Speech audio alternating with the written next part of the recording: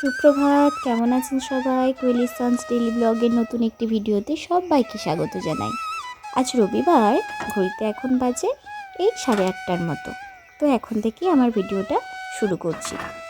আজকের দিনটা চা দিয়ে শুরু করলাম। তো আমাদের তো চা দিয়েই শুরু হলো দিনটা। আমাদের মতো কি আপনাদেরও চা দিয়েই শুরু হয়? অবশ্যই কমেন্টে জানাবেন। তো 1 কাপ চা খেয়ে সারাদিনের মুডটাকে ঠিক করে নিলাম। আর চা খেয়ে বসে পড়লাম আজকে সকালের টিফিনে। আজকে যেহেতু রবিবার, বাড়িতে সবাই আছি, হাজব্যান্ডও আছে, ছেলেও আছে। তো সেই জন্য আজকে ভাবলাম একটু পাস্তা করবো। ওই পাস্তা আমি করবো না, বরমশাই পাস্তা করবে। তার জন্য সবজি যে লাগবে, বেশি কিছু না, সবজি দিয়েই করব। ওই গাজর, আলু, পেঁয়াজ আর ডিম, আর সেই রকম কিছু না। তো আগে থেকে সবজিগুলো কাটতে বসে গেছি। যেহেতু সবজিগুলো কিউব করে কাটতে হবে, একটু দেরি লাগবে, সেই জন্য সবজিগুলো কাটছি। সবজিগুলো আমি কাটতে থাকি আর আপনারা ভিডিওটা শেষ পর্যন্ত দেখুন। আমার বাচ্চা পাস্তা খেতে অতটা পছন্দ করে না, জানেন, মানে সেইভাবে খায় না। একঘেয়েমি খাবার খেতে কারোরই ভালো লাগে না, একটু বিরতি দেওয়া মাত্র, এই আর কি। সেই জন্যই আজকে একটু মনে হলো পাস্তাটা বানালাম। তো দেখুন, আমার আপনাদের সঙ্গে কথা বলতে বলতে সবজিটা কাটা হয়ে গেছে। আর দেখুন, সবজিগুলো কেটে যখন একসঙ্গে রেখেছি কত কালারফুল লাগছে। আর এইদিকে আগে থেকে ওই যে পাস্তাটাকে সেদ্ধ করতে বসিয়ে দিয়েছি।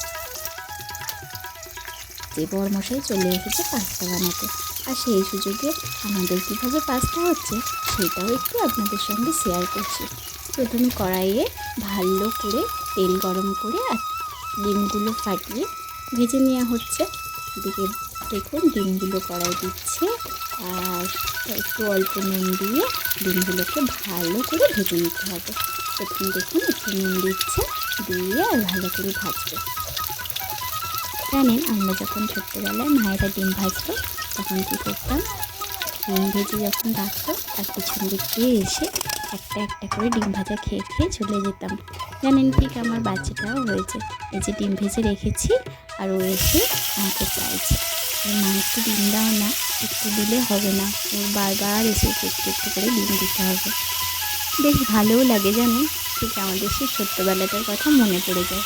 এদিকে সে আগে থেকে যে সবজিগুলো কেটে রেখেছিলাম সেগুলো কড়াইয়ে ভালো করে দিয়ে আর ভেজে নিতে হবে। সেটাই দেখে ভাজছে, ভালো করে সবজিগুলোকে ভেজে নিচ্ছে। সবজিগুলো ভাজাও হয়ে গেছে বেশ ভালো করে। আর তার উপর সে আগে থেকে যে পাস্তাটা সেদ্ধ করে রাখা ছিল সেই পাস্তাটা দিয়ে আর তার সঙ্গে ম্যাগি মশলা আর ওই একটু সস দিয়ে ভালো করে মিশিয়ে দিলেই পাস্তাটা রেডি হয়ে যাবে। সেটাই করছে দেখুন।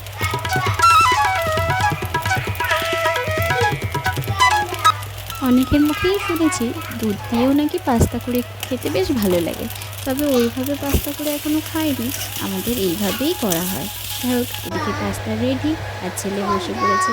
ও খাবে না, কিন্তু ওকে সেইভাবে খাবে, ওকেই বললো এই যে পাস্তা কমপ্লিট হয়ে গেছে, যা হোক একটু খাওয়া হয়ে গেছে, এবার পড়তে বসেছে, ওর বাবার কাছে পড়তে বসেছে। সেটাও আপনাদের সঙ্গে একটু শেয়ার করব।